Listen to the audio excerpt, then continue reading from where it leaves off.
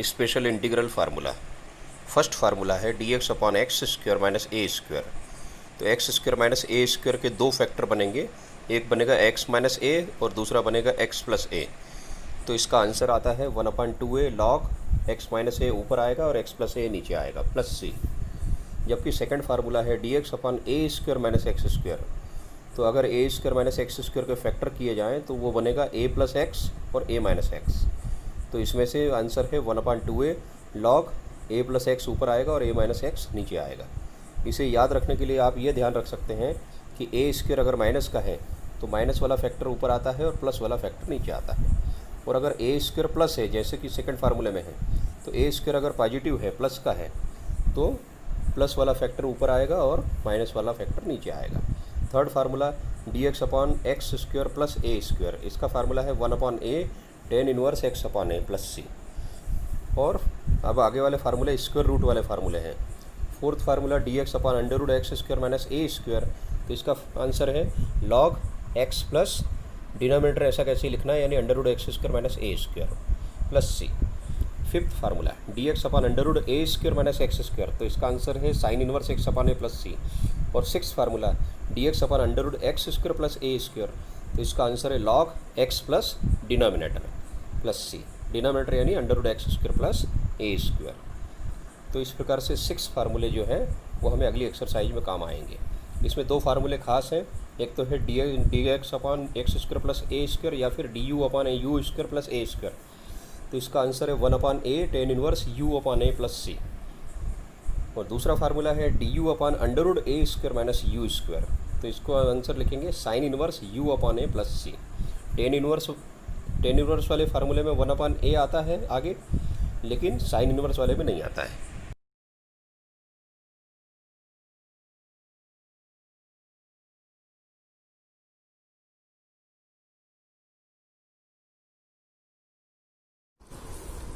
नमस्कार, आज हम स्पेशल टाइप के इंटीग्रल पढ़ने वाले हैं। इस स्पेशल टाइप के इंटीग्रल्स में सबसे पहला जो इंटीग्रल है वो है standard form integral I equal to integration of 1/a x square plus bx plus c into dx, या फिर इंटीग्रल करना हो 1/ square root of ax square plus bx plus c, या फिर इंटीग्रल करना हो integral of under root a x square plus b x plus c. आप इस तीनों प्रकार के इंटीग्रल में देख रहे हैं कि क्वाड्रेटिक पॉलिनोमियल दिख रहा है। क्वाड्रेटिक पॉलिनोमियल में सबसे पहले आप ए, बी और सी इनको देख लें। इसके बाद में एक वर्किंग स्टेप है जो बहुत अच्छी वर्किंग स्टेप है, इसको अप्लाई करेंगे तो ये तीनों प्रकार के इंटीग्रल इजीली सॉल्व हो जाएंगे। इसकी आइए पहली स्टेप क्या है वो देखते हैं।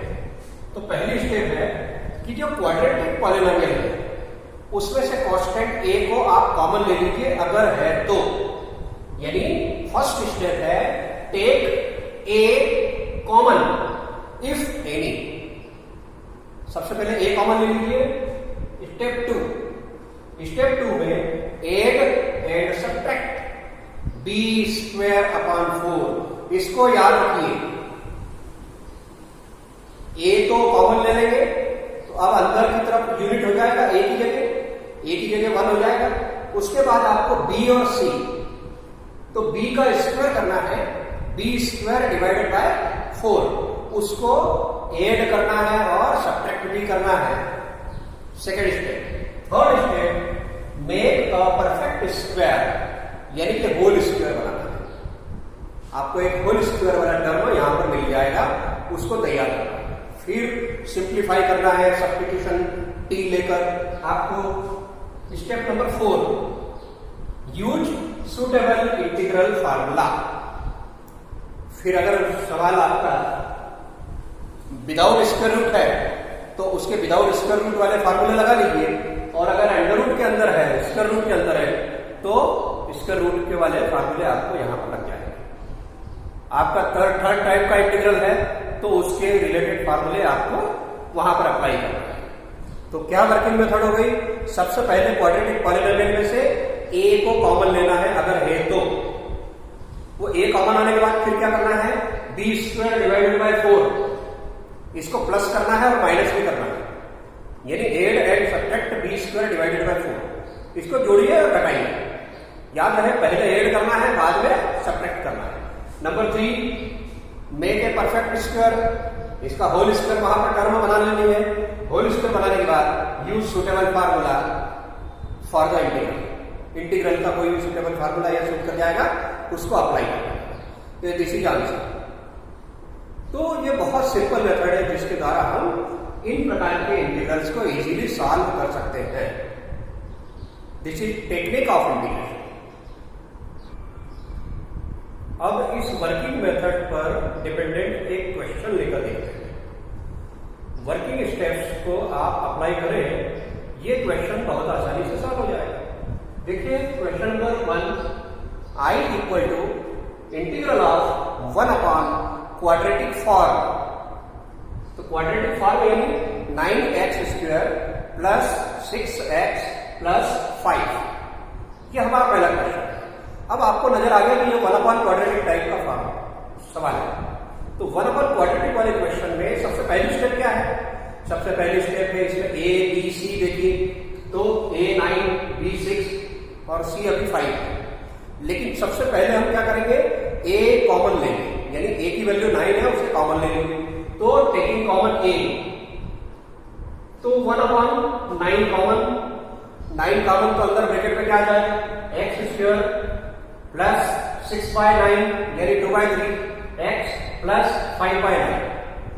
ये जो 9 कॉमन आया इसे बाहर कर दीजिए, 9 बाहर हो गया। अंदर बचा 1 upon x square plus 2/3 x square plus 2/3 plus 5/9। अब इसमें आपको क्या करना है, इसमें ये 9 बाहर गया, a 1 हो गया, यूनिट हो गया a, b नया वाला b 2/3 और c 5/9। तो आपको क्या कैलकुलेट करना है, b स्क्वायर अपॉन 4 कैलकुलेट कर लीजिए साइड में। b स्क्वायर अपॉन 4 की वैल्यू, b स्क्वायर यानी 2/3 का स्क्वायर 4/9 डिवाइडेड बाय 4 से 4 कैंसिल, बचा 1 अपॉन 9। तो अब हमें add and subtract, step second. तो हम इसमें 1 अपॉन 9 को ऐड करेंगे, 1 अपॉन 9 को सब्ट्रैक्ट भी करेंगे। तो 1 अपॉन 9 को ऐड किया, 1 अपॉन 9 को सब्ट्रैक्ट किया। इसके बाद ये जो तीनों टर्म है, ये वाली फर्स्ट, सेकंड और थर्ड, ये एक परफेक्ट स्क्वायर बनाएंगे। तो परफेक्ट स्क्वायर क्या बनेगा, x प्लस 1/3 होल स्क्वायर। ये तीनों टर्म जो है x प्लस 1/3 होल स्क्वायर हो गया। और इन दोनों को सॉल्व कर लीजिए तो 5 - 1 9 ऐसे होगा, 5 - 1 यानी 4 अपॉन 9। इस प्रकार से आपने यहां पर परफेक्ट स्क्वायर बना लिया। इसकी अगली स्टेप में हम 4 अपॉन 9 को 2 अपॉन 3 का स्क्वायर लिखेंगे। तो 4 अपॉन 9 को 2 अपॉन 3 का स्क्वायर लिखते हैं। हमारे पास जो स्टेप आई 1 अपॉन 9 इंटीग्रल के अंदर 1 upon perfect square x plus 1/3 whole square plus 2/3 whole square. अब हम यहां पर x प्लस 1/3 को सपोज कर लीजिए t, then derivative of t equal to 1 plus 0। ठीक, तो ये 1 प्लस 0 ये dt बाई dx निकल आया। क्रॉस मल्टीप्लाई कर दें तो dx equal to dt। Now I equal to 1 upon 9 1 upon t square plus 2/3 whole square. अब आप टेन इनवर्स का फार्मूला उस पर अप्लाई कर लीजिए। टेन इनवर्स का फार्मूला उस पर फिट बैठता है। तो टेन इनवर्स का फार्मूला क्या है, ये integral of 1 upon x square plus a square into dx equal to 1 upon a into tan inverse x by a। तो आंसर क्या मिलेगा हमारे क्वेश्चन का, आंसर मिलेगा I इक्वल टू 1 अपॉन 9 तो ऐसा ऐसे ही है इनटू 1 अपॉन a यानी 1 अपॉन 2 अपॉन 3 टेन इनवर्स और ब्रैकेट में x की जगह t है अपॉन 2/3 यानी इसको सिंप्लीफाई करें 1 अपॉन 6 टेन इनवर्स ऊपर 3t अपॉन 2। अब आप 1 अपॉन 6 से टेन इनवर्स 3t अपॉन 2, इसमें c और जोड़ दीजिए प्लस c प्लस सी, और फाइनली टी की वैल्यू सब्स्टिट्यूट करनी है, तो equal to 1/6 tan inverse 3 into X plus 1/3/2 plus C, T की वैल्यू सब्स्टिट्यूट कर दी, तो ये है फाइनल आंसर। तो इस प्रकार आपने देखा कि वर्किंग स्टेप्स के अकॉर्डिंग हम अगर चलेंगे तो इस टाइप के किसी भी क्वेश्चंस को आप खुद इजीली सॉल्व कर सकते हैं। तो वर्किंग स्टेप कब कब अप्लाई होगी? जब हमारे पास इंटीग्रल 1/क्वाड्रेटिक टाइप से हो, या 1/√ऑफ क्वाड्रेटिक फॉर्म में हो, या फिर integral of √of quadratic form में हो। तो हमारा जो वर्किंग मेथड है वो आप अप्लाई कर सकते हैं 3 सिचुएशन में। 3 सिचुएशन में से जैसे अभी आपको मैंने बताया उसको शॉर्ट में कैसे याद रखिए, आप याद रखिए कि एक तो 1/क्वाड्रेटिक, या फिर 1/√ऑफ क्वाड्रेटिक, या फिर √ऑफ क्वाड्रेटिक।